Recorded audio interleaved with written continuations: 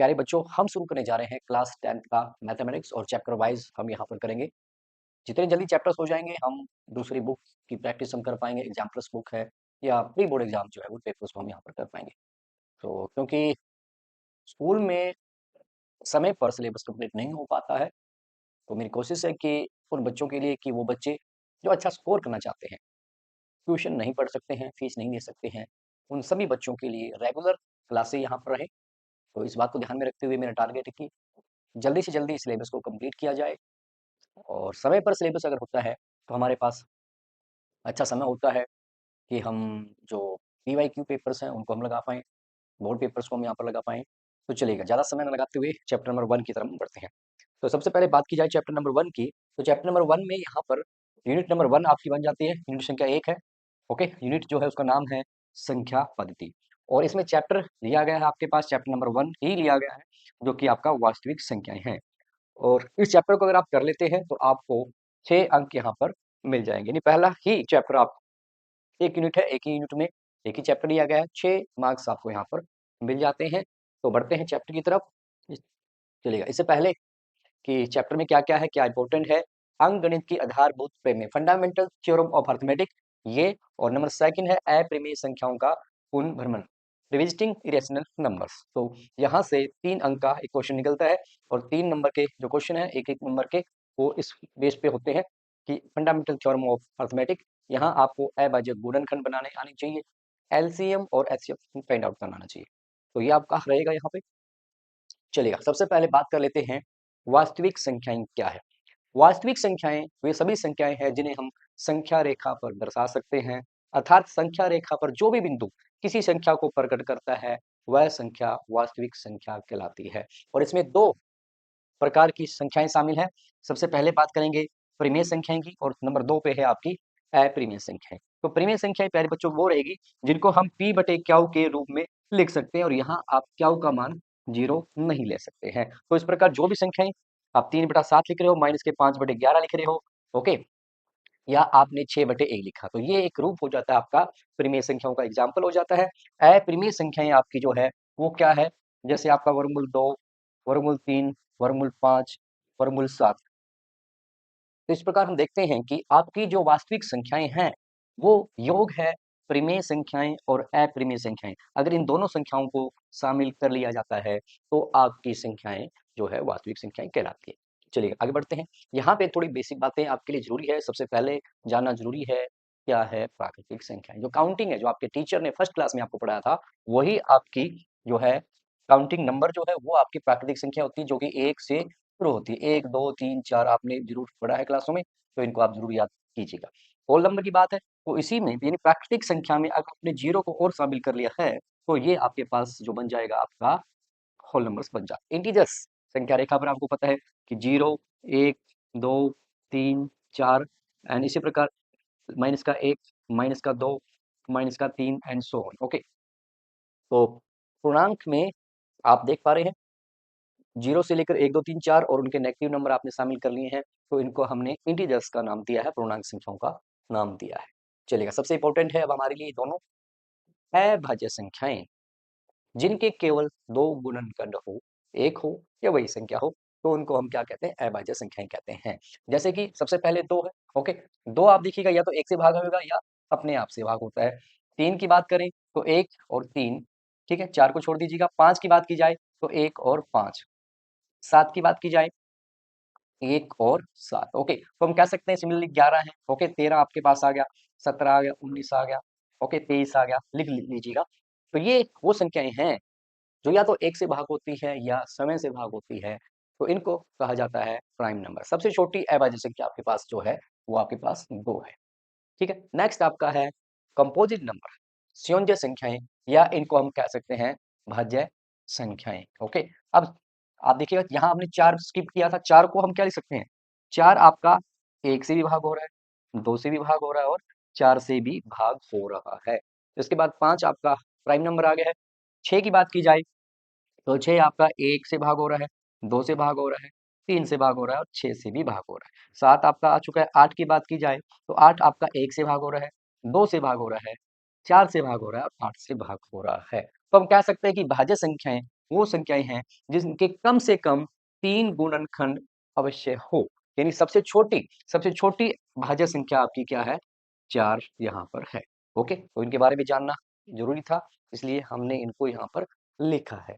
चलिएगा आगे बढ़ते हैं, बात करते हैं सबसे इंपॉर्टेंट थ्योरम है, इसकी स्टेटमेंट आप याद कर लीजिएगा। अंकगणित की आधारभूत प्रमेय क्या है? Fundamental theorem of arithmetic. क्या कह रहे हैं, आइए ध्यान से इसको करते हैं। तो ये आपसे क्या कह रहा है? कहता है कि प्रत्येक भाज्य संख्या, यानी जो भाज्य संख्या आपने पढ़ी है, को अभाज्य संख्याओं के गुणनफल के रूप में लिखा जा सकता है, गुणन खंडित किया जा सकता है। पहले हम इसी को समझते हैं। सबसे पहले भाज्य संख्या आपने 4 ली। ओके, 4 आपने ली है तो 4 आप 2 गुना 2 लिख पा रहे हैं। ओके, 4 आपके पास एक भाज्य संख्या आई है, जिसको आपने 2 आपकी अभाज्य संख्या है, 2 आपकी अभाज्य संख्या है। ओके, और एग्जांपल लेते हैं, बड़ी संख्या ले लेते हैं, मान लीजिए 24 है। ओके, 24 आपके पास आ चुका है। 24 के अभाज्य गुणनखंड हम बना लें। ओके, सबसे पहले हम बात करेंगे 2 से, 2 से 12, 2 से आपका 6 आ गया और 2 से आपका 3 आ गया। ओके, यानी 24 को भी लिखा जा सकता है, वो क्या होगा? 2 की घात 3 गुणा में 3। ओके, तो आप फिर से यहाँ पर देखिएगा, 24 आपके पास एक भाज्य संख्या है। ओके, और 2 आपके पास अभाज्य संख्या आ चुकी है।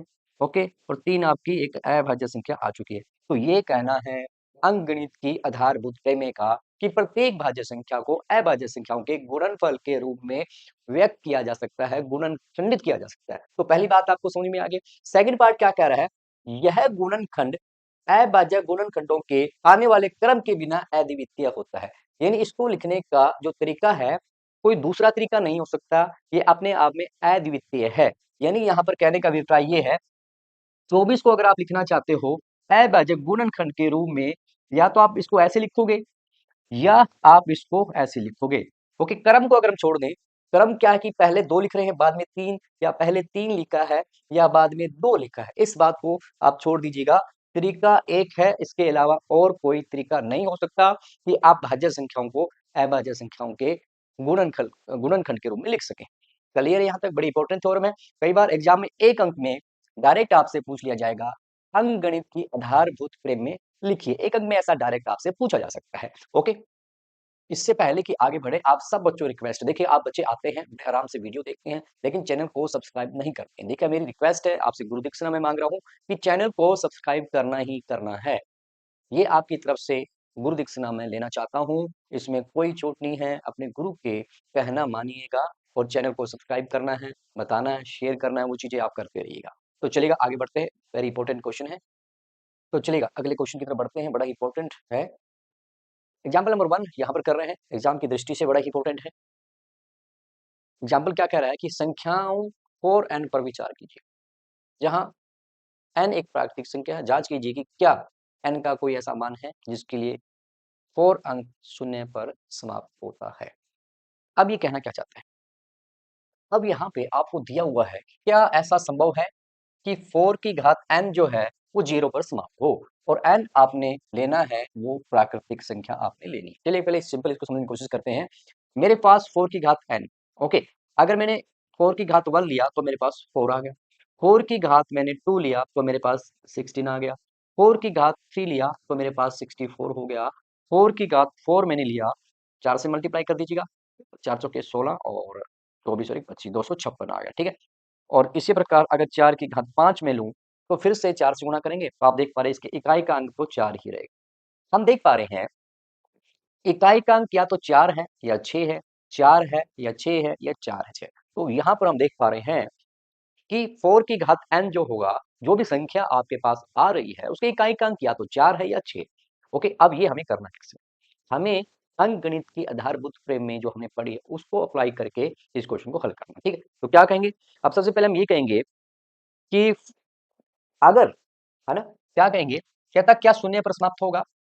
4 की घात n यदि यदि शून्य पर समाप्त, ओके, यदि शून्य पर समाप्त होती है तो क्या होगा?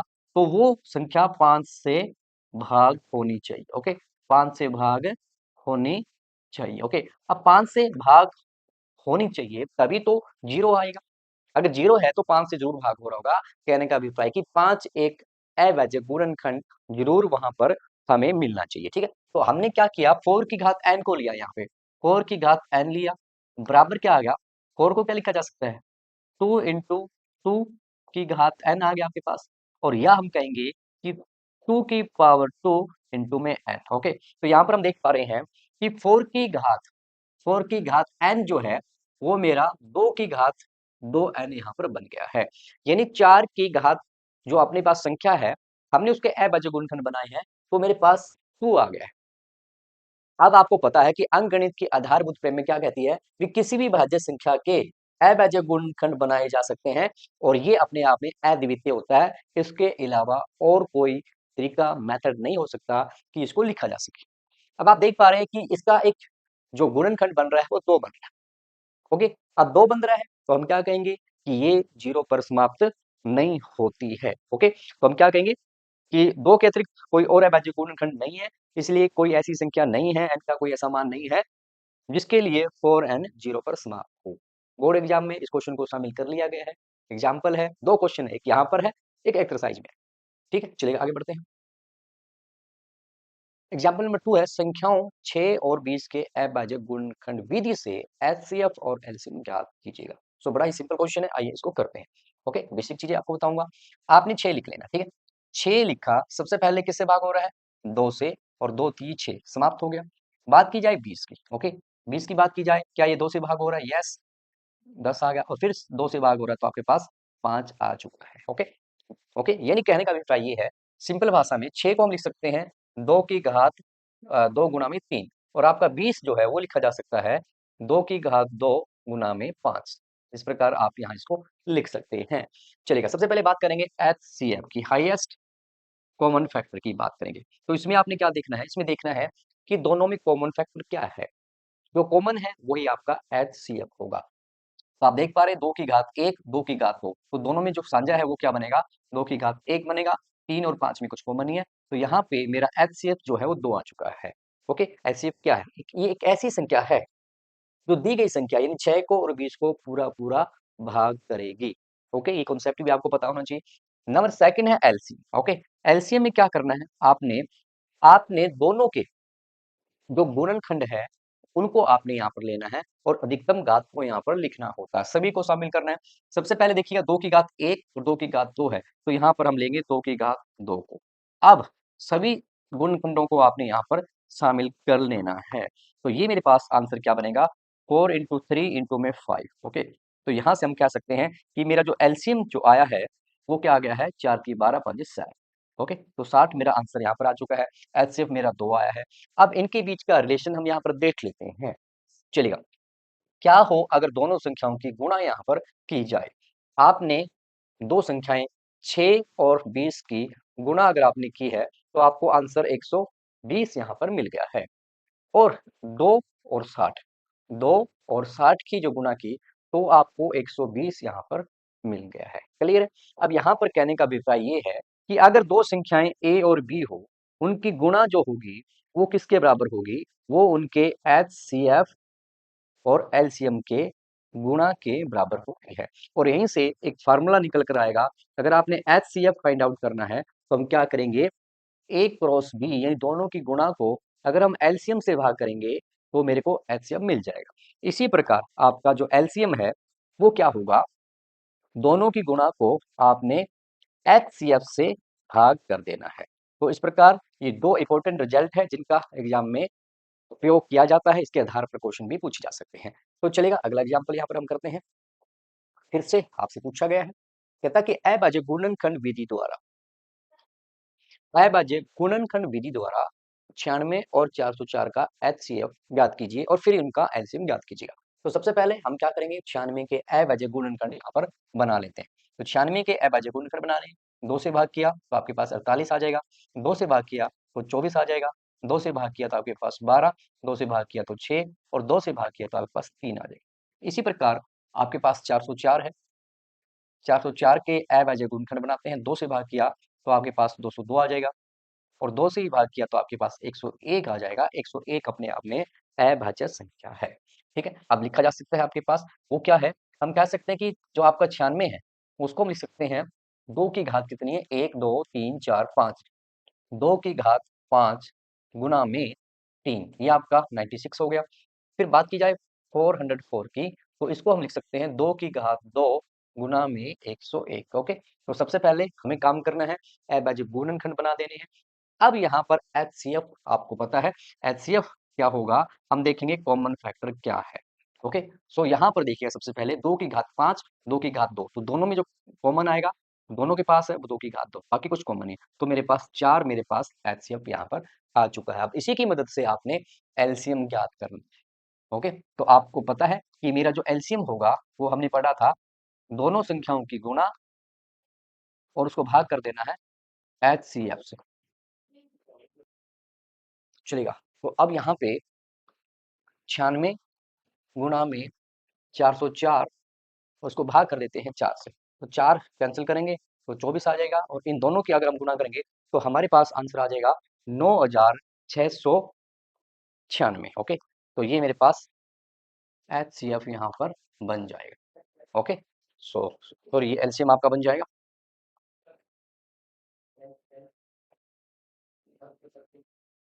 ठीक है जी, ओके चलिए आगे बढ़ते हैं। तो अब बारी है एग्जाम्पल नंबर 4 की। संख्या 6, 72 और 120 का अभाज्य गुणनखंड विधि द्वारा, उदाहरण नंबर 4 क्या है, संख्या 6, 72 और 120 का अभाज्य गुणनखंड विधि द्वारा एचसीएफ और एलसीएम ज्ञात कीजिएगा। आइए इसको हल करते हैं। तो 6 बड़ा सिंपल है, 6 को हम लिख सकते हैं, 2 से जाएगा, 2 3 6, और 72 की बात की जाए, सबसे पहले आपका 2 से गया, आपका 36 आ गया, 2 से करेंगे तो 18 आ जाएगा, और फिर 2 से करेंगे तो आपका 9 आ जाएगा, अब 3 से करेंगे तो 3 आ जाएगा। ओके, और इसी प्रकार आपका 120 है, 120 को हम करें, सबसे पहले 2 से किया आपने, आपके पास 60 आ गया, 2 से करेंगे आपके पास 30 आ जाएगा, 2 से करेंगे तो 15 आ जाएगा, 3 से किया तो 5 आ गया। ओके, सो ये आप क्रम में भी कर सकते हैं, डायरेक्ट भी कर सकते हैं। अब यहाँ पे 6 जो है वो हम क्या लिख पा रहे हैं, 2 की घात 1 गुना में 3 की घात 1। ओके, और 72 की बात की जाए तो इसको हम लिख सकते हैं 2 की घात 3 गुना में 3 की घात 2, और 120 को यहाँ पर लिखा जा सकता है 2 की घात 3 गुणा में 3 की घात 1 और 5 की घात 1। ठीक है, इस प्रकार इसको लिखा जा सकता है। तो चलिएगा, एचसीएफ आपने निकालना है, तो एचसीएफ हम कैसे निकालेंगे, एचसीएफ आपको पता है, हम देखेंगे कॉमन क्या है। यहाँ पे जो कॉमन आपका बन रहा है वो क्या है, देखिएगा, 2 2 2 कॉमन है सभी में।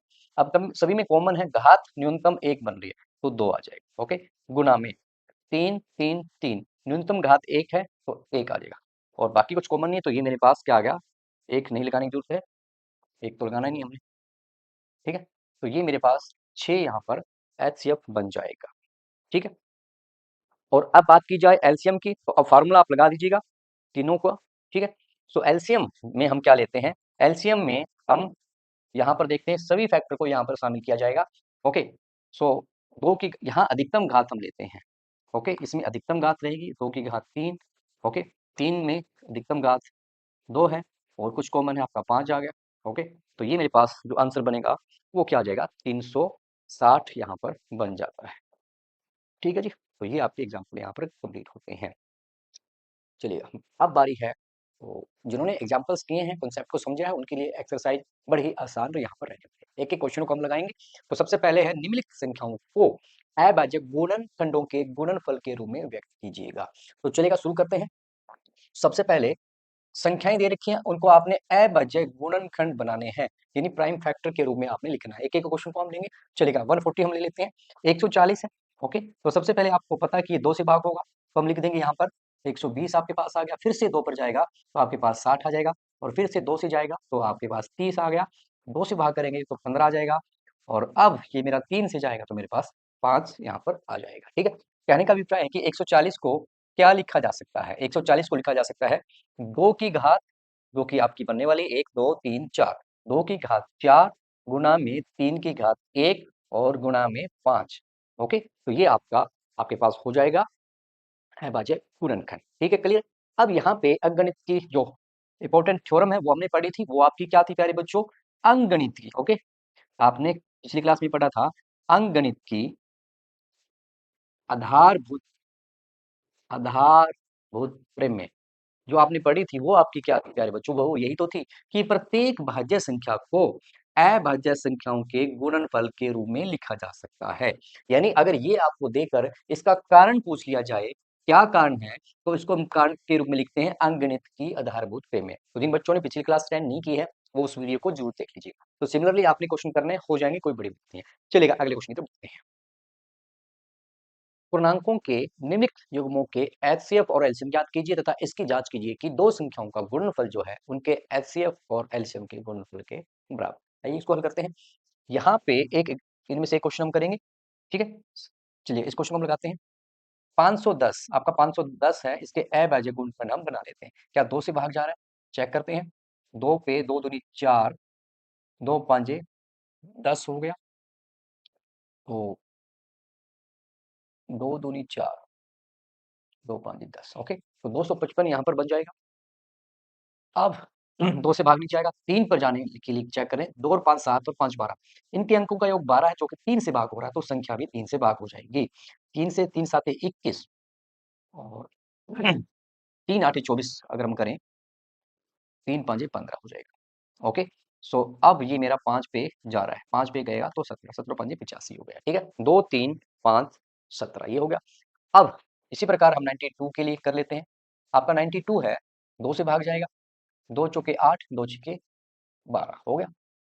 और 2 से ही आपका 23 यहाँ पर आ जाएगा। अब आगे नहीं होगा, 23 आपकी एक प्राइम नंबर आ चुका है। यानी 510 को क्या लिखा जा सकता है? 510 को लिखा जा सकता है 2 गुना में 3 गुना में 5 गुना में 17, ठीक है।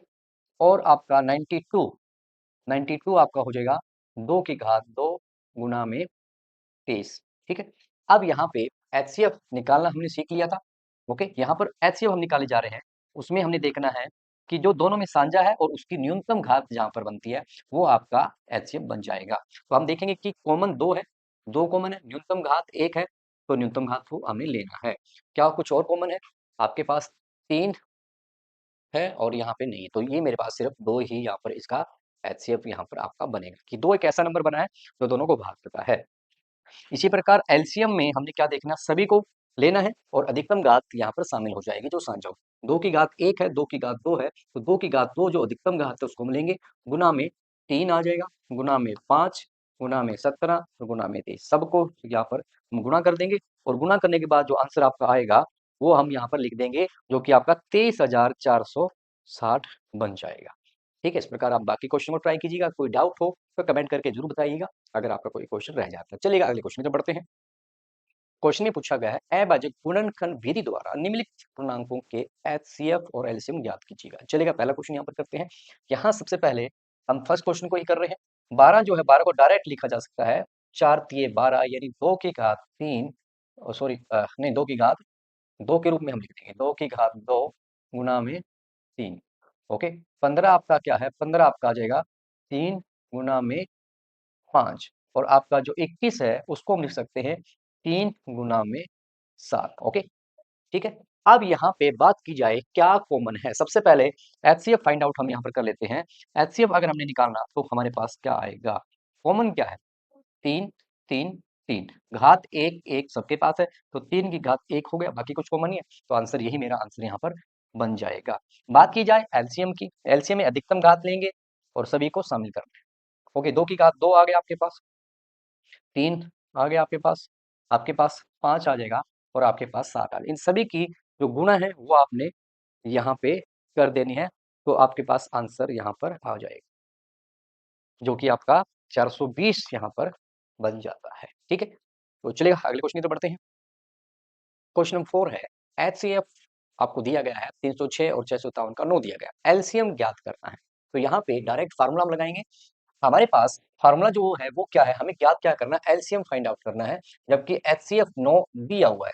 हम जानते हैं प्यारे बच्चों, दो संख्याओं का जो गुणनफल होता है वो उनके एचसीएफ और एलसीएम के गुणनफल के बराबर होता है। तो यहाँ पर एलसीएम अगर पूछा गया है तो डायरेक्ट फार्मूला भी हम लिख सकते हैं कि मेरा एलसीएम जो होगा वो दोनों संख्याओं के गुणनफल को अगर एचसीएफ से भाग कर दिया जाए तो मेरे को एलसीएम यहाँ पर मिल जाता है। ठीक है, तो यहाँ पे दो संख्याएं जो आपकी है वो है 306 और 657 है। ओके, और इसको आपने भाग कर देना है इनके एचसीएफ से, जो कि आपका 9 है। 9 इसको कैंसिल करेगा, 9 तिये 27 और 9 चौके 36, तो 34 की गुना कर दीजिएगा 657 से, जो कि मेरा 22,000। ओके, एलसीएम मेरा क्या बन जाएगा, 22,238 यहाँ पर 338, 22,338 आंसर यहाँ पर आ जाएगा। गुना आप जरूर करके देख लीजिएगा। चलिए अगले क्वेश्चन की तरफ बढ़ते हैं।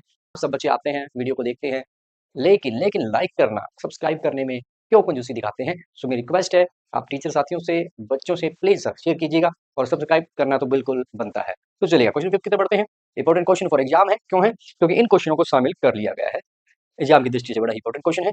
चलिएगा, कहते हैं कि जांच कीजिए, क्या किसी प्राकृतिक संख्या, यानी n का मान एक प्राकृतिक संख्या लें, तो जो 6n है, क्या 6n जो है आपका, क्या ऐसा हो सकता है कि n के किसी मान पर इसका इकाई का अंक 0 हो या 0 पर समाप्त हो। ये आपका यहाँ पर क्वेश्चन है।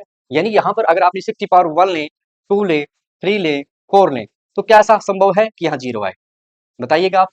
तो आप देख पा रहे हैं, नहीं है, इकाई का अंक 666 आ रहा है, 0 पर समाप्त नहीं हो रहा है। अब इसको करना कैसे, इसको हम करेंगे अंकगणित के आधारभूत प्रमेय का प्रयोग करके। वो क्या है, हम कह सकते हैं, वो क्या, हमारे पास दी गई संख्या क्या है, हमारे पास जो संख्या दी गई है प्यारे बच्चों, वो क्या है, वो हमारे पास 6 की पावर n है। अब क्या ऐसा संभव है कि अंक 0 पर समाप्त हो, अगर अंक 0 पर समाप्त होता है तो वो 5 से जरूर भाग होगा। ठीक है, तो क्या कहेंगे, यदि यदि यह संख्या 0 पर समाप्त होती है तो इसका एक गुणनखंड 5 अवश्य होगा, जरूर होना चाहिए। अगर 0 आ रहा है, अगर ये संख्या 0 पर समाप्त होगी, तो अगर इसके गुणनखंड बनाए जाएंगे तो वहां पर 5 हमें मिलना ही चाहिए। 5 ही तो 0, 10, 100, 100 को भाग करता है। तो चलिए चेक करते हैं। तो हमने यहाँ पर 6n को क्या लिख दिया है, 6n को लिख दिया है 2 इंटू 3 की पावर n। ओके, या इनको अलग अलग से लिखा जा सकता है, 2 की घात n, 2 की घात n गुणा में 3 की घात n। ओके, अब प्यारे बच्चों, अंकगणित की आधारभूत प्रमेय मैंने आपको क्या बताया था कि किसी भी भाज्य संख्या को अभाज्य के गुणनखंड के रूप में लिखा जा सकता है, जो कि अपने आप में अद्वितीय होता है। हम देख पा रहे हैं कि 6 एक भाज्य संख्या है, जिसके अभाज्य गुणनखंड आपके पास आ चुके हैं, और जो हमारी अंकगणित की आधारभूत प्रमेय वो क्या कहती है, अंकगणित की आधारभूत प्रमेय वो क्या कहती है प्यारे बच्चों, वो ये कहती है कि किसी भी भाज्य संख्या को अभाज्य संख्याओं के गुणनफल के रूप में लिखा जा सकता है, और ये अपने आप में अद्वितीय होता है। यानी इसको लिखने का और तरीका आपके पास नहीं है, केवल एक ही तरीका होता है इसको लिखने का। ये कौन बता रहा है, अंकगणित के आधारभूत प्रमेय। तो अब क्या हमें यहाँ पर 5 मिल रहा है, नहीं मिल रहा है, कह सकते हैं यहाँ यहाँ पर 5 एक अभाज्य गुणनखंड नहीं है। अब नहीं है तो सीधी सी बात है, हम कहेंगे कि 6n जो संख्या है, n के किसी भी मान के लिए 0 पर समाप्त नहीं होगी। चलिएगा, फटाफट नोट कर लीजिएगा, स्क्रीनशॉट ले लीजिएगा। चलिएगा, बढ़ते हैं अगले क्वेश्चन की तरफ।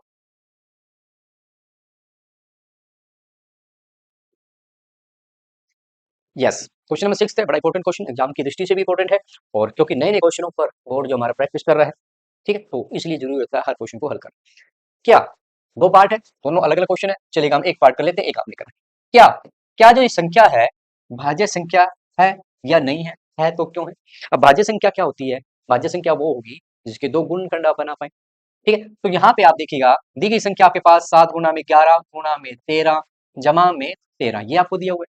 ठीक है, अगर 13 ही कॉमन ले लिया, इक्वल टू लगाएंगे, 13 कॉमन ले लिया तो मेरे पास क्या रहेगा, 77, और यहाँ से मेरे पास 1 आ गया। ओके, सो हम देख पा रहे हैं 13 इंटू में 78, और 78 के भी हम गुणनखंड बना सकते हैं। तो हम कह सकते हैं कि दी गई संख्या के दो गुणनखंड तो आपको देख रहे हैं 78 को भी, और हम अगर लिखेंगे तो क्या लिख पाएंगे, दो से इसको कर लेते हैं, 39 अगर 3 से 13 आ गया। ओके, तो इसी संख्या को हम लिख सकते हैं 13 इंटू में 2 इंटू में 3 इंटू में 13। ओके, ठीक है, गलत तो नहीं, ठीक है। तो अब आप देखिए, हम क्या कहेंगे, यस ये एक भाज्य संख्या है, क्यों है, क्योंकि इसके दो से ज्यादा गुणनखंड यहाँ पर हम कर पा रहे। इसी प्रकार आपने यहाँ पर इस क्वेश्चन को कर देना, यहाँ आपका जो 5 है वो आपका कॉमन बन जाएगा। इसी प्रकार सेम मेथड से हम कर सकते हैं। तो चलिएगा, लास्ट क्वेश्चन है, लास्ट क्वेश्चन की बढ़ते हैं। कहता है कि किसी खेल के मैदान में चारों ओर एक वृत्ताकार पथ, इस मैदान का एक चक्कर लगाने में सोनिया, जो सोनिया है उसको 18 मिनट लगते हैं, जबकि इसी मैदान का एक चक्कर लगाने में रवि रवि को 12 मिनट लगते हैं। ठीक है, मान लीजिए वे दोनों एक ही स्थान पर एक ही समय पर चलना प्रारंभ करें और एक ही दिशा में चलते हैं, तो कितने समय बाद वे पुनः प्रारंभिक स्थान पर मिलेंगे।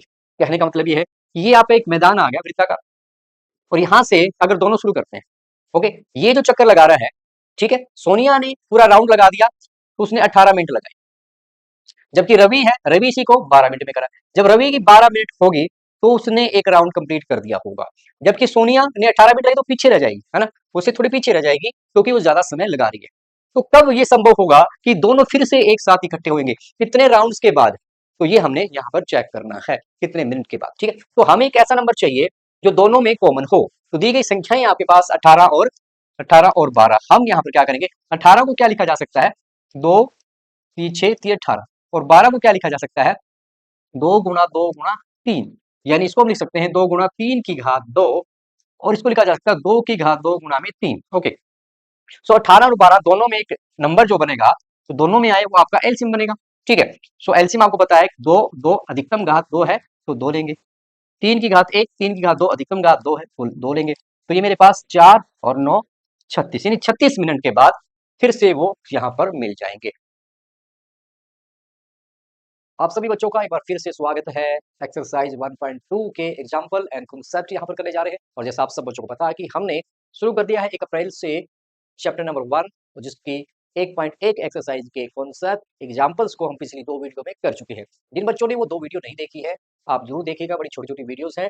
और आज की वीडियो में हम एक्सरसाइज 1.2 के कॉन्सेप्ट और एग्जाम्पल्स को समझेगा।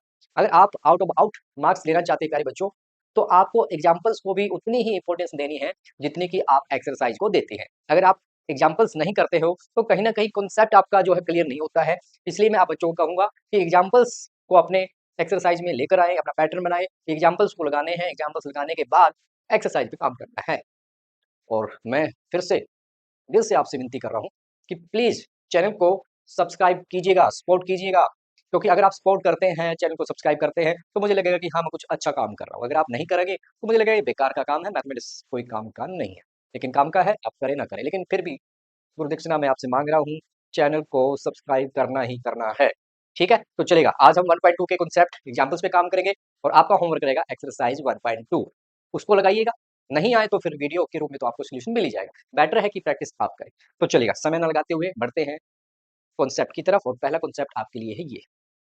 सो जैसा आपको पता है प्यारे बच्चों, अप्रिमेय संख्याएं आपने देखी जब हम क्लास 9th में हम काम कर रहे थे प्यारे बच्चों, तो आपने देखा कि आपके पास √2 आया था, आपके पास √3 आया, आपके पास √5 आया, ये आपने देखा। वहां पे हमने इन संख्याओं को संख्या रेखा पर दिखाया, इंपॉर्टेंट काम हमने किया एक्सरसाइज 1.2 में। लेकिन क्लास 10th में हम क्या करेंगे, हम इनको प्रूव करेंगे, हम सिद्ध करेंगे कि ये दी गई जो संख्या है ये अप्रिमेय संख्या है। ओके, ये हम सिद्ध करने का काम जो है वो अब यहाँ पर हम करने जा रहे हैं।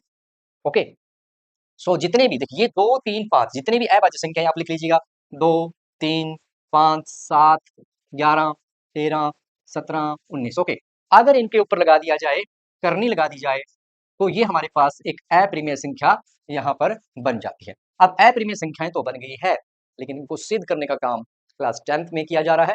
चलेगा, बढ़ते हैं अगले कॉन्सेप्ट की तरफ।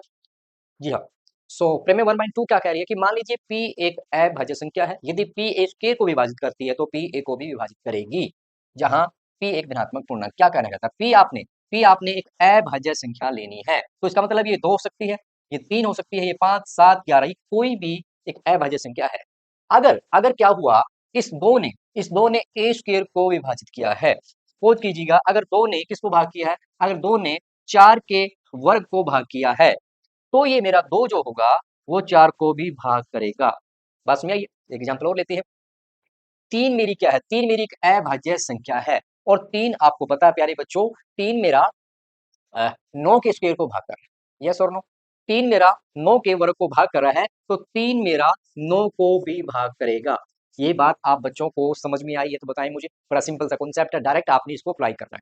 क्लियर है ये आपको? ठीक है, इसी के अंदर थोड़ा कुछ और हम थोड़ा समझ लेते हैं, ताकि आपको डाउट जो है वो ना आए। ठीक है, और समझते हैं। ठीक है, अब देखिएगा, अगर 2, मैं ये कहता हूं कि 2 मेरा जो है 16 को भाग करता है, इसका मतलब क्या होगा कि 2 को किसी नंबर से गुणा करके आपको 16 मिल रहा है। ओके, मैं ये कह रहा हूं कि 2 मेरा जो है 20 को भाग कर रहा है, तो आप जरूर कहोगे सर 2 को किसी नंबर से गुणा किया जाए तो मुझे 20 मिलेगा। बात क्लियर है? फिर से मैं कह रहा हूं, अगर 2 मेरा 100 को भाग कर रहा है, तो 2 को किसी न किसी नंबर से भाग करके आपको 100 मिलेगा। क्लियर बात? एक और लेते हैं। मैं आपसे ये कहूँ, अगर 2 मेरा b को भाग कर रहा है, 2 मेरा b को भाग कर रहा है, तो हम कहेंगे कि 2 को किसी न किसी पूर्णांक से गुणा की जाए। सपोज कीजिए m से गुणा कर दिया है, तो मुझे b मिलेगा। जनरल फार्मूला आ गया 2m का। ओके? इसी प्रकार और ले लेते हैं। अगर मैं ये कहता हूँ कि 3 मेरा 9 को भाग कर रहा है, इसका मतलब क्या हुआ कि 3 को किसी न किसी पूर्णांक से गुणा करके आपको 9 मिल जाएगा। 3 अगर मेरा 12 को भाग कर रहा है, तो किसी न किसी पूर्णांक से गुणा करके आपको 12 मिलने वाला है। 3 मेरा अगर 15 को भाग कर रहा है, तो 3 को किसी न किसी पूर्णांक से गुणा करके आपको 15 मिलेगा। इसी प्रकार अगर 3 मेरा b को भाग कर रहा है, तो किसी न किसी पूर्णांक जो कि मेरा m है से गुणा करके आपको b मिलने वाला है। ओके? बात समझ आई? तो ठीक है, तो इसका कॉन्सेप्ट का भी हम यूज करेंगे। एक्सरसाइज की तरफ बढ़ते हैं। प्रेम में 1.3 है, क्या कह एग्जाम की दृष्टि से बड़ा ही इंपॉर्टेंट है। प्रेम में 1.3 कि जो आपका रूट 2 है, जो वर्गमूल 2 है, वो एक अप्रिमेय संख्या है। आइए इस पे काम करते हैं।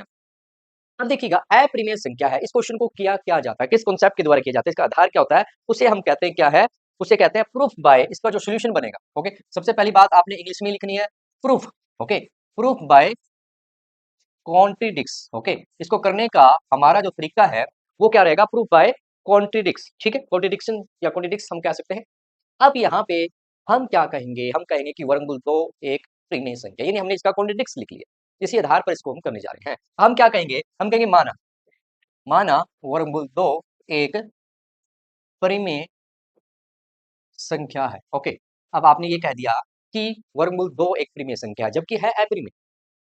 ठीक है, तो अब ये हो गया कॉन्ट्रिडिक्स। अब आपको पता है अगर ये परिमेय संख्या है तो इसको लिखा जा सकता है। क्या लिखा जा सकता है, वर्गमूल 2 को लिखा जा सकता है a बटे b के रूप में, इसको लिखा जा सकता है। यही तो आपकी परिमेय संख्या। परिमेय संख्या क्या होती है, जिसको p बटे क्यू के फॉर्म में लिखा जा सकता है। अब यहाँ पे a और b के बारे में 3 इंपॉर्टेंट बातें आपने लिखनी है। नंबर एक तो क्या, a और b। ओके, ये क्या है, ये आपके धनात्मक पूर्णांक है। ओके, धनात्मक ना भी लिखे चल जाए, लेकिन पूर्णांक आपने जो लिखना है, पूर्णांक ही धनात्मक पूर्णांक संख्याएं हैं। ओके, पहली बात तो ये आपकी यहाँ पर आ गई। ठीक है, दूसरी बात क्या है कि b का जो मान है ना, ठीक है, सेकंड बात हम क्या कहेंगे, b जो है 0 के बराबर नहीं हो सकता। क्यों नहीं हो सकता, अगर आपने b को 0 ले लिया प्यारे बच्चों, तो हल ही नहीं हो पाएगा, लिख ही नहीं पाएंगे। ओके, और सबसे इंपॉर्टेंट थर्ड लाइन है, वो थर्ड लाइन सबसे इंपॉर्टेंट लाइन है, जिसके आधार पर हम कॉन्ट्रडिक्स यहाँ पर लेकर आएंगे, विरोधाभासी यहाँ पर लेकर आएंगे। वो क्या है, ए और बी का जो एचसीएफ है, ये एक है। ये सबसे इंपॉर्टेंट पॉइंट यहाँ पर है, जिसके आधार पर हम क्वेश्चन को करेंगे कि ए और बी का एचसीएफ एक मान लिया। इसका मतलब क्या है, ए और बी में कुछ भी साझा गुणनखंड नहीं है। देखो भाई, अगर ये 15 और 18 हो तो हम कह सकते हैं कि 3 गुणा 5 है, 3 गुणा 6। ओके, तो यहाँ पर साझा 3, अगर इसी को हटा दिया जाए तो मेरे पास 5 बटे 6 बन गया। अब 5 और 6 का साझा गुणनखंड क्या है, एक है, तो इसका मतलब एक ही इनका एचसीएफ है। 15 और 18 का एचसीएफ 3 बन रहा था, अब 5 और 6 का एचसीएफ तो 1 हो गया ना। क्लियर बात, एचसीएफ 1 लेकर चल रहे हैं। सबसे इंपॉर्टेंट कॉन्सेप्ट हमारा क्वेश्चन का यही है। ओके, यहाँ तक क्लियर है? ठीक है, अब फिर से इस पे काम करेंगे। ठीक है, सबसे पहले हम क्या करेंगे, इसी को हम लेके चलते हैं। वो हमारे पास क्या है कि वर्गमूल 2 जो है ना, वर्गमूल 2 आप क्या लिखेंगे, a बटे b आपने लिख देना है। अब लिखेंगे दोनों और वर्ग करने पर। ठीक है, सो दोनों और वर्ग करेंगे तो वर्गमूल 2 के ऊपर आपने वर्ग लगा दिया।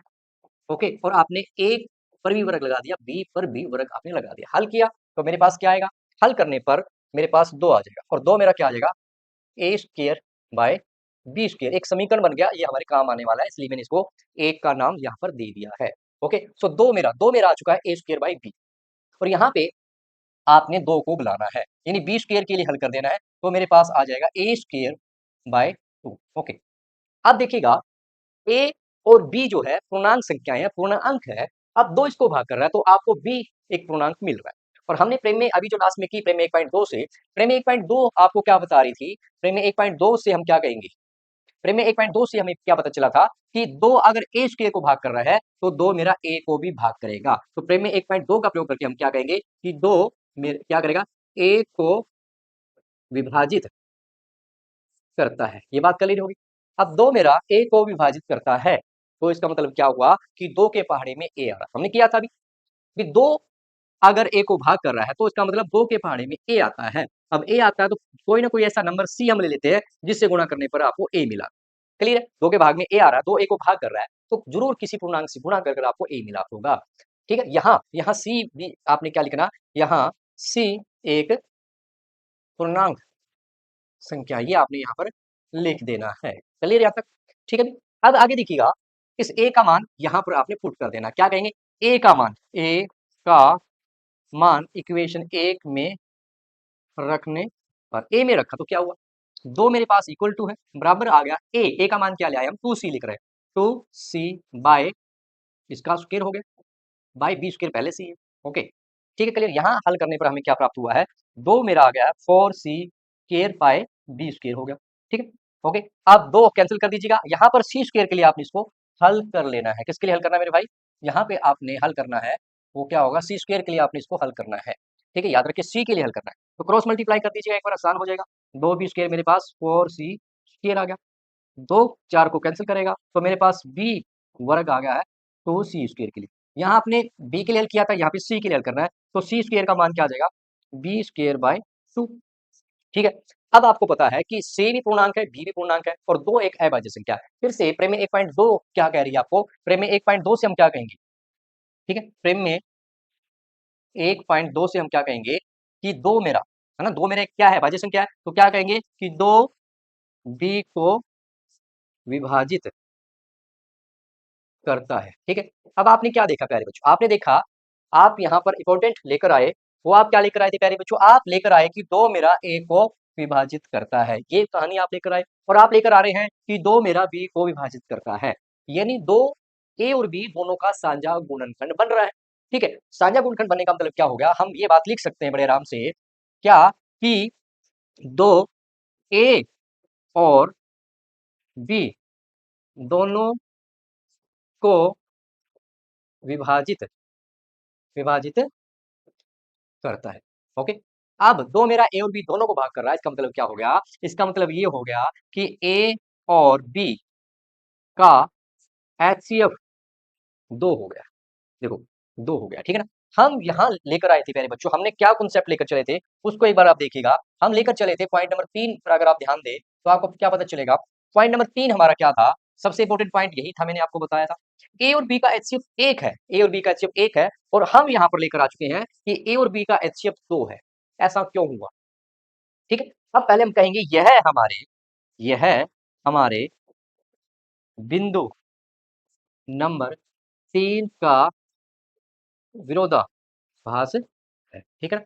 अब बिंदु नंबर 3 का विरोधाभास है, ऐसा क्यों हुआ, ऐसा इसलिए हुआ क्योंकि हमने ये मान लिया था कि वर्गमूल दो एक प्रीमेय संख्या, ये कहानी मानने से ये गलत कहानी आ गई, जबकि एचसीएफ तो एक था।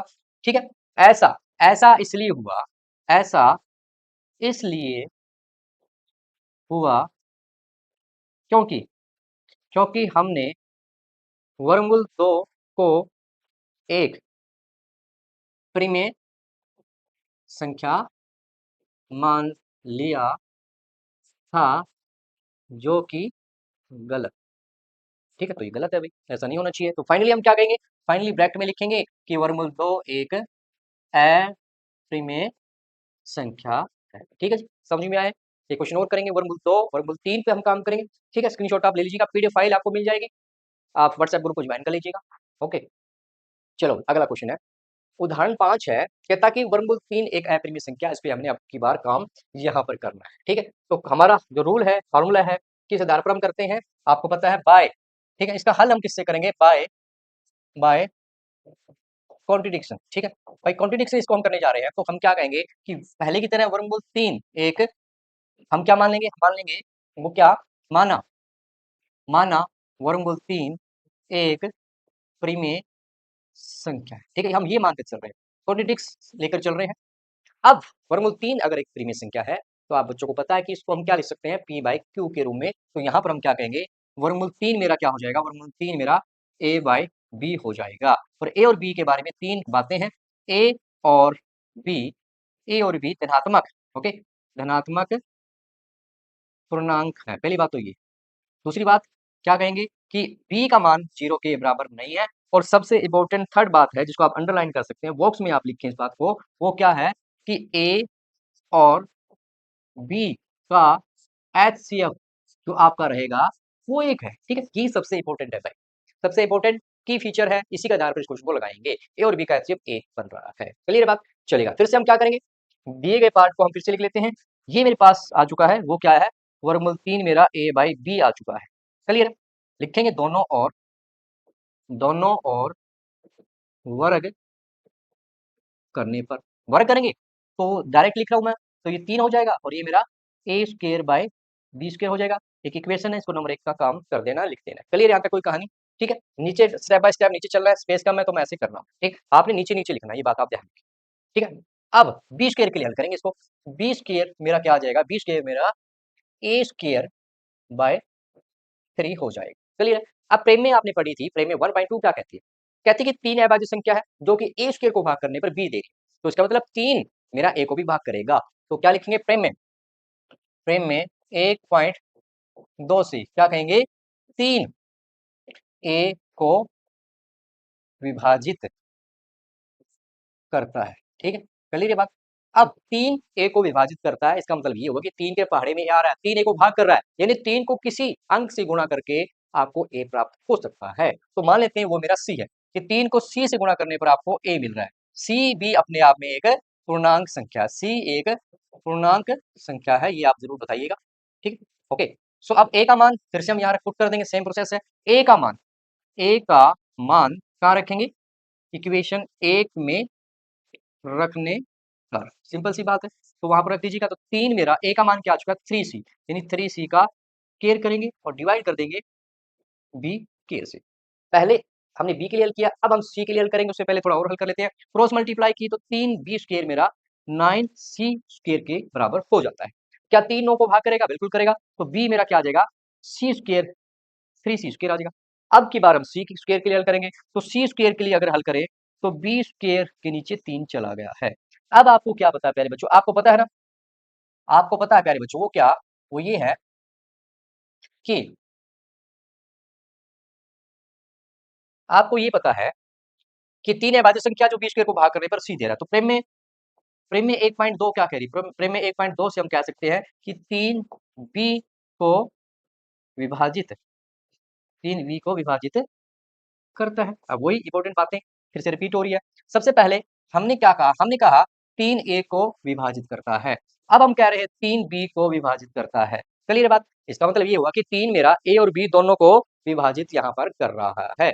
ठीक है, अब दोनों विभाजित कर रहा है, लिख लेते हैं ये बात, है ना, हमें कोई पैसे थोड़ी देने इस बात के। हम क्या कहेंगे, 3 ए और बी दोनों को विभाजित करता है। ठीक है, अब दोनों को विभाजित कर रहा है, तो इसका मतलब ये होगा ना कि 3 मेरा ए और बी का एलसीएफ है ना। तो हम क्या कहेंगे, ए और बी का जो एचसीएफ है वो क्या बन चुका है, यहाँ पर 3 बन चुका है।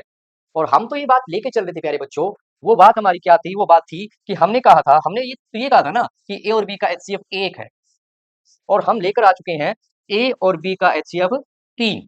तो दोनों तो विरोधाभास हो गया, कॉन्ट्रडिक्ट हो गया। तो हम क्या कहेंगे, ऐसा क्यों हो रहा है, ऐसा क्यों हो रहा है, इसकी डिटेल हम देंगे, क्लोजिंग करनी है क्वेश्चन की, ऐसे छोड़ना नहीं है। ठीक, हम क्या कहेंगे, यह यह हमारे बिंदु 3 का विरोधाभास है। ठीक है, विरोधाभास है। ऐसा इसलिए हुआ, ऐसा ऐसा इसलिए हुआ क्योंकि क्योंकि हमने वर्गमूल 3 को एक परिमेय संख्या मान मान लिया था। ठीक है, ओके, ऐसा इसलिए हुआ क्योंकि हमने इसको परिमेय संख्या मान ली, तो हमारा गलत है ना। अतः अतः यह मानना गलत हो गया, है ना, गलत अवधारणा है। ओके, तो क्या है फिर सच्ची बात, सच्ची बात ये है कि वर्गमूल 3 एक अपरिमेय संख्या है। बोर्ड एग्जाम में वेरी इंपॉर्टेंट क्वेश्चन है, 3 नंबर के लिए एग्जाम में आपसे पूछा जाएगा। ओके, चलेगा, यहाँ तक क्लियर है, बताइए आप बच्चे। तो अगर आपको समझ में आया है तो प्लीज चैनल को सब्सक्राइब कर लीजिएगा। पूरी बुक हम यहाँ पर करने वाले हैं, PYQ बोर्ड पेपर्स हम करेंगे, स्किल बेस्ड क्वेश्चन को यहाँ पर करने वाले हैं। तो इतना सारा काम तभी संभव होगा जब आप सपोर्ट करेंगे, आपका प्यार हमें मिलेगा, आपके कमेंट्स के रूप में आपका प्यार, चैनल के साथ जुड़ जाने के रूप में आपका प्यार, व्हाट्सएप लिंक में जुड़ जाने का काम। ये इसकी पीडीएफ फाइल भी मिल जाएगी, व्हाट्सएप ग्रुप को ज्वाइन कर लीजिएगा और सर्च करना मैथ्स वाला बाय सुरेश सर। ओके, तो चलिए आगे बढ़ते हैं। सो एक क्विक रिवीजन है हमारी और वो है 9th क्लास की। 9th क्लास में हमने क्या पढ़ा था प्यारे बच्चों? हमने पढ़ा था कि एक प्रीमिय संख्या और एक अप्रिमेय संख्या का योग या अंतर एक अप्रिमेय संख्या ही होती है। यानी आपने अगर एक प्रीमिय संख्या अप्रिमेय संख्या ली, पहले प्रीमिय लेनी है ना, एक प्रीमिय संख्या आपने ली है यानी 2 आ गया, और एक अप्रिमेय संख्या ली, इसी का वर्गमूल लेते हैं, तो इनका जो योग या इनका जो अंतर आएगा तो ये भी अपने आप में क्या होगी, ये एक अप्रिमेय संख्या ही होगी। ओके, तो ये आपकी एक अप्रिमेय संख्या ही रहने वाली है। ठीक है, तो ये एक अप्रिमेय संख्या, एक रिजल्ट ही आ गया। एक शून्यंतर प्रीमिय संख्या यानी 0 को छोड़ के, ओके, और एक अप्रिमेय संख्या का गुणनफल, जो गुणनफल होगा या भागफल होगा वो भी आपका अप्रिमेय संख्या होगी। यानी 0 को छोड़ के जितनी भी प्रीमिय संख्या है, जैसे कि 2 है, उसका गुणनफल आपने एक अप्रिमेय संख्या से कर दिया, तो जो परिणाम मिला है ये भी एक अप्रिमेय संख्या है। इसी प्रकार अगर वर्गमूल 2 3 को अगर आप 2 से भाग करो या 2 को वर्गमूल 3 से भाग करो, तो जो परिणाम मिलेगा वो भी आपकी एक अप्रिमेय संख्या होगी। ओके, ठीक है, ये 9th क्लास की रिवीजन है। चलो आगे बढ़ते हैं। देखिएगा, एग्जाम्पल्स भी उतने ही इंपॉर्टेंट है जितनी की आपकी एक्सरसाइज है। सो इसलिए आप एग्जाम्पल्स को हल्के में ना लें, एग्जाम में इनको पूछा जाता है, सो इनकी प्रैक्टिस आप लगाते हैं तो आपको हेल्प मिलती है एक्सरसाइज करने में। तो चलेगा, ज़्यादा समय नहीं लगाते हुए हम बढ़ते हैं नेक्स्ट 2 एग्जाम्पल की तरफ और आज एग्जाम्पल्स कंप्लीट करते हैं और आपने होमवर्क में एक्सरसाइज 1.2 करनी है। और एक रिक्वेस्ट आप सब बच्चों से मैं बार-बार करूँगा, वो ये कि चैनल को सब्सक्राइब कीजिएगा, सपोर्ट कीजिएगा, ताकि मुझे पता चले कि ये जो वीडियोज़ हैं, आप बच्चों के काम आ रही है। और ये मैं तब तक रिक्वेस्ट करता रहूँगा, जब तक कि आप क्लास 10th में अच्छा स्कोर नहीं कर लेते हैं। तो इसलिए प्यारे बच्चों, सपोर्ट कीजिएगा, सपोर्ट कर दीजिएगा, इसमें आपका कुछ भी नहीं लगने वाला है। हाँ, लेकिन मुझे ज़रूर पता चलता है कि आप बच्चों ने वीडियो को लाइक किया है, सेव किया है, शेयर किया है, ज़रूर कीजिएगा। चलिए बढ़ते हैं अगले 2 एग्जाम्पल्स की तरफ। आइए शुरू करते हैं। एग्जाम्पल नंबर 6, आपको सिद्ध करना है कि 5 घटा वर्गमूल 3 एक अप्रिमेय संख्या है। अब आपको यहाँ पर वर्गमूल 3 पहले से ही एक अप्रिमेय संख्या दी गई है और आपको बताना है कि 5 माइनस वर्गमूल 3 भी एक अप्रिमेय संख्या। सो मेथड हमारा वही रहेगा, हम बाय कॉन्ट्रडिक्स इसको हल करेंगे। ओके, बाय कॉन्ट्रडिक्स इसको हम हल करेंगे। ठीक है, सो तो हम क्या कहेंगे, माना 5 माइनस रूट 3 एक परिमेय संख्या है। ओके, आपने इसको मान लिया है, तो आपको पता है कि आप 5 माइनस वर्गमूल 3 को क्या लिख सकते हो, a बटे b के रूप में। ओके, और a और b क्या है, a और b के बारे में मैं आपको बता चुका, 3 इंपॉर्टेंट बातें आपने लिखनी है। वो क्या है, a और b जो पूर्णांक संख्याएं हैं। नंबर 2, b का मान 0 के बराबर नहीं है। नंबर 3, a और b का HCF जो है 1 बनेगा। आपने वो भी 3 पॉइंट लिख देने हैं। आप कहो तो फिर से लिख देता हूँ। नंबर 1 क्या है, a और b पूर्णांक संख्याएं है। ओके, और दूसरी बात आपके लिए क्या है कि b आप 0 नहीं लेंगे। और थर्ड इंपॉर्टेंट बात है कि a और b का जो HCF है वो 1 है। ठीक है, ओके, 3 बातें आपने रिपीट करनी, बार बार यही लिखनी है। तो अब इसको हल करो। ठीक है, अब आप इसको ले लीजिएगा। ठीक है, सो आप यहाँ 5 माइनस रूट 3 को a बाई बी लिख रहे हैं। ओके, यहाँ पर आपने करना क्या है, इस क्वेश्चन में आपको ये मान के चलना कि वर्गमूल 3 तो एक अप्रिमेय संख्या है, वो लिख कर देंगे इसमें। ओके, वर्गमूल 3 अपने आप में एक अप्रिमेय संख्या, आपको ये बताना है कि 5 माइनस वर्गमूल 3 भी एक अप्रिमेय संख्या है। ठीक है, तो यहाँ से आपने वर्गमूल 3 के लिए हल किया तो क्या है आपके पास, बराबर आ गया a बाई बी, और ये इधर आएगा तो माइनस का 5 हो जाएगा। ठीक है, ओके, हमने क्या किया, शिफ्ट कर दिया, इसको ट्रांसपोज कर दिया इस साइड में। ठीक है, तो माइनस को हटा दीजिएगा, तो मेरे पास वर्गमूल 3 क्या आ जाएगा, माइनस के a बाई बी और प्लस में 5 बाई 1 हो जाएगा। ठीक है, माइनस से हमने थ्रू आउट मल्टीप्लाई कर दिया है। अब यहाँ पे अगर हम इसकी लेफ्ट हैंड साइड की बात करें तो मेरे पास क्या है, वर्गमूल 3 है, और वर्गमूल 3 क्या है, एक अप्रिमेय संख्या है जो कि दिया होगा। ठीक है, ये क्या है, एक अप्रिमेय संख्या है। ठीक है, अब हम राइट हैंड साइड अगर इसको हल करें तो हमारे पास क्या आया, ये हमारे पास है माइनस का a बाई बी और प्लस में 5 बटे 1। अब आपको पता है a और b पूर्णांक संख्याएं हैं, तो ये आपके पास क्या बनने वाला है, एक ये आपके पास एक प्रीमेय संख्या बन जाती है। ठीक है, प्रीमेय संख्या। ओके, और प्लस में 5 बटे 1 भी अपने आप में क्या है, प्रीमेय संख्या है। और हमने परिणाम पढ़े हैं क्लास 9th में, वो क्या, प्रीमेय संख्या और प्रीमेय संख्या का जोड़ भी एक प्रीमेय संख्या होता है, और प्रीमेय संख्या में से अगर एक प्रीमेय संख्या को हटाया जाए तब भी आपके पास एक प्रीमेय संख्या है। तो फाइनली हमारे पास ये एक परिणाम जो मिलेगा वो हमारे पास एक प्रीमेय संख्या, ठीक है। अब हमारे पास जो परिणाम निकल के आया है वो क्या है प्यारे बच्चों, यहाँ लेफ्ट हैंड साइड में एक अप्रिमेय संख्या और राइट हैंड साइड में एक प्रीमेय संख्या जो कि आपस में बराबर नहीं है, ठीक है। तो हम क्या कहेंगे, लेफ्ट हैंड साइड जो है हमारी बराबर नहीं है राइट हैंड साइड के। ऐसा क्यों हुआ है? ऐसा इसलिए हुआ क्योंकि हमने 5 - वर्गमूल 3 को एक प्रीमेय संख्या मान लिया जो कि गलत है। तो यही बात हम यहाँ पर नोट कर देंगे, ठीक है।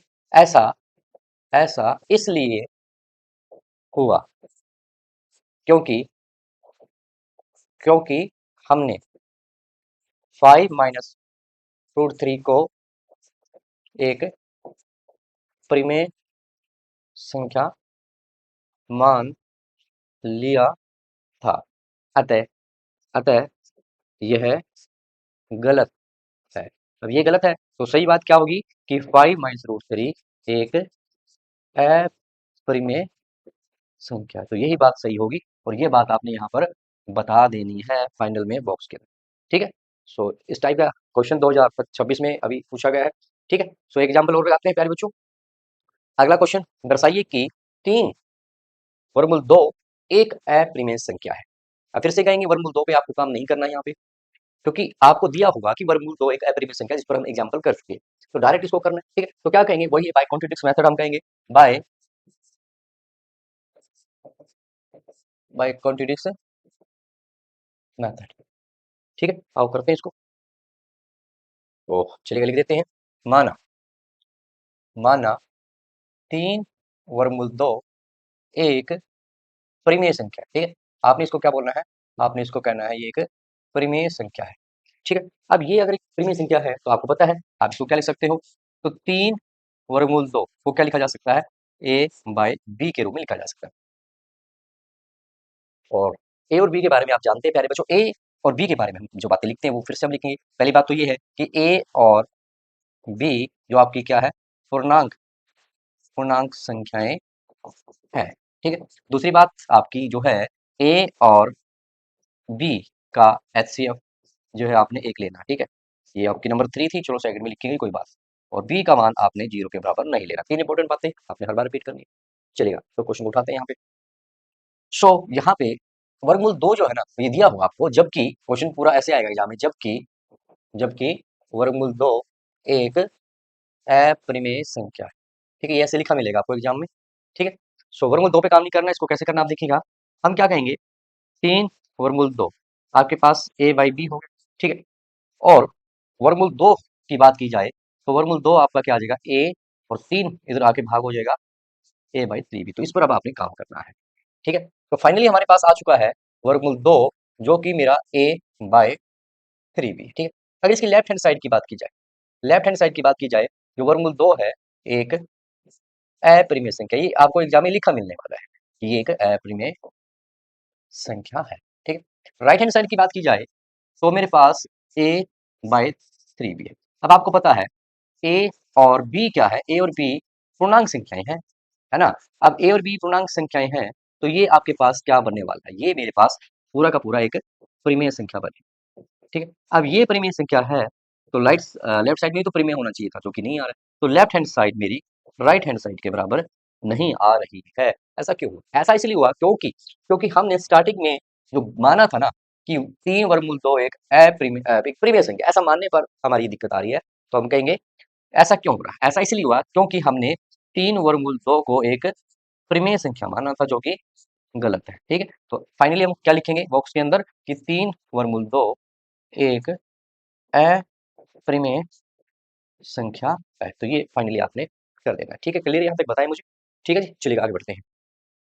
सो अब बारी है एक्सरसाइज 1.2 की। इस एक्सरसाइज को आप जरूर कीजिएगा, कोई भी डाउट आपको आए तो आप कमेंट कीजिएगा। तो मुझसे फाइनली रिक्वेस्ट फिर से आप बच्चों से है कि चैनल को subscribe please please please support कीजिएगा, प्यार दीजिएगा, अपना चैनल को सब्सक्राइब कीजिएगा, ये मेरी आपसे रिक्वेस्ट है। सो आज बारी है पर्सनावाली 1.2 को करने की। इसके एग्जाम्पल्स हम कर चुके हैं, जिन बच्चों ने 1.1 नहीं किया है वो भी उसको कर लीजिएगा, वीडियोस को देख लीजिएगा। आपको चैनल पर जाना, चैनल प्ले लिस्ट में चैप्टर नंबर 1 रियल नंबर के नाम से लिस्ट बनी हुई है, वहां जाकर आप देख लीजिएगा। तो चलिएगा शुरू करते हैं पर्सनावाली 1.2। सिद्ध कीजिए कि वर्गमूल 5 एक अप्रिमेय संख्या। तो इन क्वेश्चनों को हम करेंगे वन बाय वन। चलिएगा, पहला क्वेश्चन है, बड़ा सिंपल सा है, तो हम इसको करने जा रहे हैं बाय कॉन्ट्रडिक्स मेथड। ठीक है, तो कैसे करेंगे? By by contradiction. ठीक है, ये नहीं, इसका विरोधाभास नियम के द्वारा इसको हम सिद्ध करने का प्रयास करेंगे। तो हमने क्या करना है, ये कह रहा है कि वर्गमूल 5 जो है ना, वो एक अप्रिमेय संख्या है, और हम क्या कह देंगे, हम इसको प्रिमेय मानकर चलते हैं। तो हम लिखेंगे माना माना वर्गमूल 5 एक परिमेय संख्या है। अब ये अगर परिमेय संख्या है, तो आपको पता है कि इसको क्या लिखा जा सकता है, वर्गमूल 5 को लिखा जा सकता है वो मेरा a बाय b के रूप में। और a और b की हम तीन इंपॉर्टेंट बातें, a और b की तीन इंपॉर्टेंट बातें क्या है, a और b जो हमारी कैसी संख्याएं हैं, पूर्णांक संख्याएं हैं। ओके, पहली बात तो ये है। दूसरी बात क्या है कि b का मान आप 0 के बराबर नहीं लेंगे, हल नहीं कर पाएंगे। और नंबर 3 सबसे इंपॉर्टेंट की फीचर है इस क्वेश्चन का, वो क्या, a और b का जो एचसीएफ है वो बराबर 1 है। ये ही सबसे इंपॉर्टेंट लाइन इस क्वेश्चन की है, क्योंकि यहीं से हम कॉन्ट्रडिक्स लेकर आने वाले हैं। हम देखिएगा कॉन्ट्रडिक्स क्या, कि जब हमने कह दिया कि ए और बी का एचसीएफ 1 है, और हम लेकर आएंगे कि ए और बी का एचसीएफ 5 है, वर्गमूल 5 में 5 लेकर आएंगे, वर्गमूल 2 में 2 लेकर आएंगे, तो इस प्रकार इसको करना है। थर्ड इंपॉर्टेंट पॉइंट है हमारे क्वेश्चन का कॉन्ट्रडिक्शन के लिए। तो चलेगा, सो फिर से इसको लेते हैं हम। ठीक है, हमने वर्गमूल 5 लिया और वर्गमूल 5 को हमने a बाय b कर दिया। अगर दोनों वर्ग करेंगे तो क्या होगा, वर्गमूल 5 पे वर्ग लग जाएगा। ओके, और इधर से a के ऊपर भी वर्ग और b के ऊपर भी वर्ग लग जाएगा। तो यहाँ से हमारे पास 5a by a square by B square आ गया। इसको नंबर 1 दे देना है, काम आएगी इक्वेशन। ठीक है, तो यहीं से हमारा क्वेश्चन शुरू होता है। अब देखिएगा, यहाँ से पहले हम किसके लिए हल करेंगे, बी स्क्वायर के लिए। ओके, तो बी स्क्वायर का मान क्या आ जाएगा, बी स्क्वायर का मान आपके पास ए स्क्वायर बाय 5 हो जाएगा। ठीक है, 5 को नीचे ले आएंगे। अब आपको पता है कि 5 एक अप्रिमेय संख्या है, ए और बी पूर्णांक संख्या है, तो हमने परिमेय 1.2 का यूज करना है। और वो क्या कहती है, वो कहती है कि 5 ए स्क्वायर को भाग कर रहा है, लिख भी रहा क्योंकि पूर्णांक मिल रहा है। अगर ए स्क्वायर बाय 5 करके एक पूर्णांक संख्या मिल रही है, इसका मतलब पूरा पूरा इसको भाग कर रहा है। ठीक है, तो 5 ए स्क्वायर को भाग कर रहा है। परिमेय 1.2 क्या कहती है, वो हम यहाँ पर लगा देंगे। परिमेय 1.2 से हम क्या कहेंगे, वो क्या कहती है कि 5 किसको भाग करेगा, 5 जो है ए को विभाजित करता है। ये बात आपने लिख दे, विभाजित करता है। ठीक है, आप चाहो तो इसको ए का नाम भी दे सकते हैं। अब 5 ए को भाग कर रहा है, इसका मतलब ये हुआ कि 5 के पहाड़ी में ए आता है। अब 5 के पहाड़ी में 15 आ रहा है, तो 5 को 3 से गुणा करिए, 15 मिल गया। क्या मतलब है सर, भाई अगर 5 अगर 40 को भाग कर रहा है ना, तो हम क्या कहेंगे, 5 को किसी न किसी नंबर जो कि 8 है से गुणा करने पर हमें 40 मिल सकता है। तो वही कहानी यहाँ पर है, अगर 5 ए को भाग कर रहा है, तो 5 को किसी न किसी नंबर से जो कि सी है से गुणा करके हमें ए मिल सकता है। और सी क्या है, सी भी एक पूर्णांक है, सी एक पूर्णांक संख्या है, ये आपने लिख दिया। ठीक, अब ये जो ए का मान आया आपने यहाँ पुट कर देना है, और क्या कहेंगे, ए का मान इक्वेशन 1 में रखने पर, 1 में रखेंगे तो 5 बराबर है ए का मान तो 5c हो गया ना, 5c का स्क्वायर, और नीचे आपके पास बी स्क्वायर पहले से ही है। हल किया तो 5 मेरे पास 25c square by B square हो गया। क्रॉस मल्टीप्लाई की तो 5 बी स्क्वायर मेरे पास 25c स्क्वायर हो गया। ठीक है, अब यहाँ सी के लिए हल कर लीजिएगा। ठीक है, तो यहाँ से 5 कैंसिल भी कर दो, तो ये 5 ये मेरा 5 ही रह जाएगा। तो सी स्क्वायर मेरा बी स्क्वायर के नीचे चला जाएगा। ठीक है, तो अब आप फिर से देखिएगा, 5 1 क्या है, परिमेय संख्या है, नहीं अभाज्य संख्या है, जो कि बी स्क्वायर को भाग करके सी मान दे रही है, और सी भी पूर्णांक है, तो पूरा पूरा भाग कर रही है। तो परिमेय 1.2 को फिर से हम लिखेंगे, और वो क्या है कि परिमेय 1.2 से हमें क्या पता चला कि 5 बी को विभाजित करता है। ठीक है, अब इसको विभाजित करता है। ठीक है, तो इसको हम बी का नाम देते हैं। ठीक है, अब यहाँ से देखिएगा, हमारे पास जो कहानी बनी है वो क्या बनी है, कहानी ये बनी कि हम लेकर आए हैं कि 5 मेरा ए को भाग कर रहा है। ओके, दूसरी कहानी हम लेकर आए कि 5 मेरा बी को भाग कर रहा है। दो कहानियां आई, इंपॉर्टेंट है। अब 5 ए को भी भाग कर रहा है, 5 बी को भी भाग कर रहा है। यहाँ से हम कह सकते हैं कि 5 जो मेरा है इन दोनों को ही भाग कर रहा है। क्या ऐसा हम यहाँ पर कह सकते हैं कि नहीं कह सकते हैं, बताओ। ठीक है ना, तो हम कह सकते हैं, वो क्या, हम कह सकते हैं कि 5 जो है, 5 मेरा ए और बी दोनों को ही भाग करता है। ए और बी से हम क्या परिणाम लेकर आए हैं, ए और बी से जो परिणाम मिला वो क्या मिला हमें, वो ये मिला है कि ए 5 ए और बी दोनों को विभाजित करता है, डिवाइड करता है। ठीक है, तो इसका मतलब तो ये हुआ ना कि और ए और बी का एचसीएफ जो होगा वो 5 है। यही बात हुई ना, तो वही बात मैं कह रहा हूँ ना भाई, हम यहाँ पर लेकर आ गए हैं कि ए और बी का जो एचसीएफ है वो 5 है, जबकि हमने यहाँ पर बिंदु नंबर 3 में कहा था ए और बी का एचसीएफ 1 है। परिणाम लेकर आ गए ए और बी का एचसीएफ 5। ऐसा क्यों हुआ? ऐसा इसलिए हुआ क्योंकि हमने वर्गमूल 5 को एक प्रिमेय संख्या माना था, जो कि गलत है। ठीक है ना, तो ये जो आया है ये बिंदु है ना, क्या कहेंगे, यह हमारे बिंदु नंबर 3 का विरोधाभास है, विरोधाभास। ठीक है, ओके। तो ऐसा क्यों हुआ? ऐसा ऐसा इसलिए हुआ क्योंकि क्योंकि हमने वर्गमूल 5 को एक प्रिमेय संख्या मान लिया था, जो कि गलत है। अब ये गलत है तो सही क्या है? सही ये है कि वर्गमूल 5 एक है प्रिमेय संख्या। ठीक है, तो सही बात तो यही होगी ना। ठीक है, तो ये हमारा फाइनल नोट है जो कि हमने लिख देना। ठीक है, तो बड़ा ही सिंपल क्वेश्चन है, स्क्रीनशॉट आप ले लीजिएगा फटाफट। तो चलो अगला क्वेश्चन देखते हैं, सेकंड क्वेश्चन। ठीक है, और सिद्ध कीजिए कि 3 जमा 2 वर्गमूल 5 एक अप्रिमेय संख्या। एग्जाम में आपके को दिया होगा, जबकि क्वेश्चन पूरा आपको क्या मिलने वाला है, जबकि जबकि वर्गमूल 5 है ना, अभी करके आए एक एक अप्रिमेय संख्या, ये आपको लिखा मिलेगा। ठीक है, बोर्ड एग्जाम पे। तो चलेगा, इसको करते हैं, बड़ा सिंपल क्वेश्चन है। तो बाय कॉन्ट्रडिक्स मेथड, आपको पता है कि बार बार इसी मेथड के आधार पर इन क्वेश्चनों को किया जा रहा है, बाय कॉन्ट्रडिक्स मेथड। कॉन्ट्रडिक्स मेथड में क्या होता है, जो दी गई स्टेटमेंट है उसके विपरीत हम मान लेते हैं, that is the contradiction. Okay, so यहाँ पे मान लेंगे इसको, क्या मानेंगे, है भी इसको मान लेते हैं कि ये जो हमारा है, ये जबकि कह रहा है कि अप्रिमेय संख्या है, हम इसको मान लेते हैं प्रिमेय संख्या। क्या कहेंगे, माना माना 3 जमा में 2 वर्गमूल 5 एक परिमेय संख्या है। ठीक है, ये आपने मान लेना। ठीक है, अब इसको मान लिया तो लिख देते हैं कि 3 जमा में 2 वर्गमूल 5 को क्या लिखा जा सकता है, ए बटे बी के रूप में लिखा जा सकता है। और ए और बी की 3 इंपॉर्टेंट बातें आपको पता है बार बार कि और बी ए और बी आपकी पूर्णांक संख्याएं है, पहली बात तो ये। और दूसरी बात आपकी क्या आ जाएगी, बी का मान 0 के बराबर नहीं है। और तीसरी जो बात है वो क्या है कि सबसे इंपॉर्टेंट बात तो वही है कि ए और बी का जो एचसीएफ बराबर 1 है। ओके, तो ये आपने नोट कर लिया, क्लियर यहाँ तक। ठीक है, तो चलिएगा, इसको हम काम करते हैं इसके ऊपर। सो अब इसको हम लिख लेते हैं। ठीक है, वो क्या, 3 जमा में 2 वर्गमूल 5 आपको मिल चुका है, वो ए बाय पी है। ओके, वर्गमूल 5 के लिए हल कर लीजिएगा, तो 2 वर्गमूल 5 मेरे पास ए बटे बी हो गया, और ये उधर आएगा तो माइनस का 3/1 हो जाएगा। क्लियर है, इसको हमने इधर आके माइनस कर दिया। वर्गमूल 5 के लिए हल कर लीजिएगा, तो वर्गमूल 5 मेरे पास क्या आ गया, अब ये 2 यहाँ पर भाग गुणा में तो उधर भाग हो जाएगा।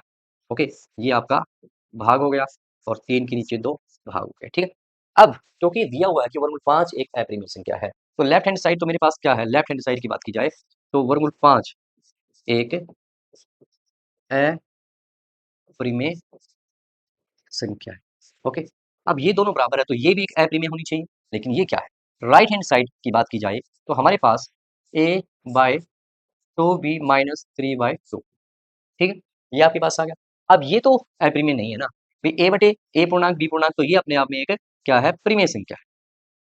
ठीक है, ये क्या आपके पास एक है प्रिमेय संख्या, और ये भी आपके पास एक प्रिमेय संख्या है। ठीक है, अब एक प्रिमेय संख्या में से दूसरी प्रिमेय संख्या घटेगी तो परिणाम भी तो आपके पास क्या आ जाएगा, एक प्रिमेय संख्या ही मिलेगा। ठीक है, अब देखो, आपके पास लेफ्ट हैंड साइड की बात की जाए तो आपके पास अप्रिमेय है, राइट हैंड की बात की जाए तो प्रिमेय है। लेफ्ट और राइट ही आपका बराबर नहीं हो रहा है। ठीक है ना, लेफ्ट हैंड साइड जो है ना वो क्या है, राइट हैंड साइड के बराबर नहीं आ रही है। ऐसा क्यों हुआ, ऐसा इसलिए हुआ कि हमने, ऐसा क्यों हुआ, ऐसा इसलिए हुआ क्योंकि 3 जमा 2 गुणन 5 को हमने क्या मान लिया था, इसको हमने प्रिमेय संख्या मान लिया था। पूरी बातें आपने लिखनी है, बार बार नहीं बता रहा, आप लिख चुके हो। ठीक है, तो ये हमारा मानना गलत है ना। अतः हमने जो माना था ना ये वाली बात, तो ये हमारी बात यहाँ पे गलत साबित होती है। तो क्या सही है? सही ये है कि 3 जमा 2 वर्गमूल 5 एक परिमेय संख्या होगी। इस प्रकार आपको इसको कंप्लीट लिख देना है। तो चलिएगा अगले क्वेश्चन की तरफ बढ़ते हैं। ठीक है, अब 3 क्वेश्चन है, सेम पैटर्न पे है। ठीक है, ये आप सेम बिल्कुल है। अब ये भी हम कर चुके हैं एग्जाम्पल की तरह। ठीक है, इसका क्वेश्चन जैसे देखो, ये वाला जो पार्ट था ना, ये इस पे जैसे सेम काम प्रोसेस होगी इस क्वेश्चन के अंदर, सेम स्टेप आपने यहाँ पर लगाने। ये जो है नीचे आ गया, इसको हम ले लेते हैं। ठीक है, ओके, इस पर हम काम कर लेते हैं पहले। तो इसको ही कर रहे हैं, 1/2 को आपने क्या मान लिया, इसको आप मैं डायरेक्ट कर रहा हूँ। ठीक है, कि इसको आप अगर क्या मानेंगे, प्रीमियर संख्या मानोगे, तो आप इसको a/b के रूप में लिख सकोगे। ठीक है, डायरेक्ट बता रहा हूँ, ए और बी 3 बातें आपने लिखनी है। ए और बी पूर्णांक संख्याएं हैं, बी का मान 0 नहीं है, और ए और बी ये इंपॉर्टेंट बात लिख लेते हैं। इस क्वेश्चन की इंपॉर्टेंट बात क्या है, ए और बी का जो एचसीएफ है, तीनों बातें लिखनी है, लेकिन शॉर्ट फॉर्म में कराने के लिए आपको सिर्फ यही बात में लिखवा रहा हूँ। ए और बी का एचसीएफ 1 है, इसी के विरोध में हम बातें लेकर आने वाले हैं। ठीक है, वर्क कर दीजिएगा। अगर इसका वर्क करें तो 1/2 मेरे पास ए स्क्र बाय बी स्क्र हो जाएगा। क्रॉस मल्टीप्लाई की तो बी स्क्र मेरे पास 2a² हो जाएगा। इसको नंबर 1 भी नाम लीजिए। यहाँ पर ए स्क्र के लिए हल करें तो ए स्क्र मेरे पास बी स्क्र बाय 2 आ जाएगा। ठीक है, क्लियर बात? यहीं से कहानी हमारी शुरू होने वाली है। मैंने कहा कि ए स्क्र बराबर है बी स्क्र बाय 2। अब आपको पता है 2 एक अभाज्य संख्या है और ए और बी पूर्णांक है, तो 2 अगर इसको भाग करके आपको एक पूर्णांक दे रहा है ना, तो प्रेम्य 1/2 कह रही है कि 2 बी स्क्र को भाग करता है और 2 बी को भी भाग करेगा। ये बात हम यहाँ पर नोट कर देते हैं कि प्रेम्य प्रेम्य 1.2 जिन बच्चों ने नहीं की है वो जरूर कीजिएगा। वो क्या कहती है कि 2 बी को विभाजित करता, ठीक, ओके, 2 बी को विभाजित करता है। चलिएगा, अब वही बात, 2 बी को विभाजित करता है मतलब 2 के पहाड़े में बी आ रहा है ना। 2 अगर 10 को भाग कर रहा है, विभाजित कर रहा है, तो 2 को किसी न किसी नंबर से यानी 5 से गुणा करके आपको 10 मिल गया। अगर 2 मेरा 18 को भाग कर रहा है, तो इसका मतलब 2 को किसी न किसी पूर्णांक से गुणा करके आपको 18 मिलेगा। वही बात यहाँ पर है कि 2 अगर बी को विभाजित कर रहा है, तो जरूर 2 को किसी नंबर मान लेते हैं सी से गुणा करके आपको बी मिला होगा। और यहाँ यहाँ आपके पास जो सी है ना, सी एक पूर्णांक संख्या है। ठीक है, ओके, तो इसका मान बी का मान आ चुका है, यहाँ पुट कर दीजिएगा। इसको इक्वेशन नंबर यहाँ कर देते हैं ना, इसको 1 नंबर इसको दे दीजिएगा। ठीक है, तो क्या कहेंगे, बी का मान इक्वेशन 1 में रखने पर, एक में रखो, फिर ए स्क्र बराबर बी जो कि मेरा 2c है का स्क्र बटे में 2, तो ए स्क्र मेरे पास 4c² बाय 2 हो गया। ठीक है, तो क्या 2 इसको कैंसिल करेगा? बिल्कुल करेगा, तो 2 आ गया। ठीक है, और यहाँ से हम लेकर चलेंगे। अब यहाँ पे सी स्क्र के लिए आप हल कर लीजिएगा, तो आपके पास आंसर आ जाएगा। ठीक है, ओके, तो यहीं से अगर हम करें हल, तो हम यहाँ पर क्या लिखेंगे, यहाँ लिखेंगे तो क्या ए,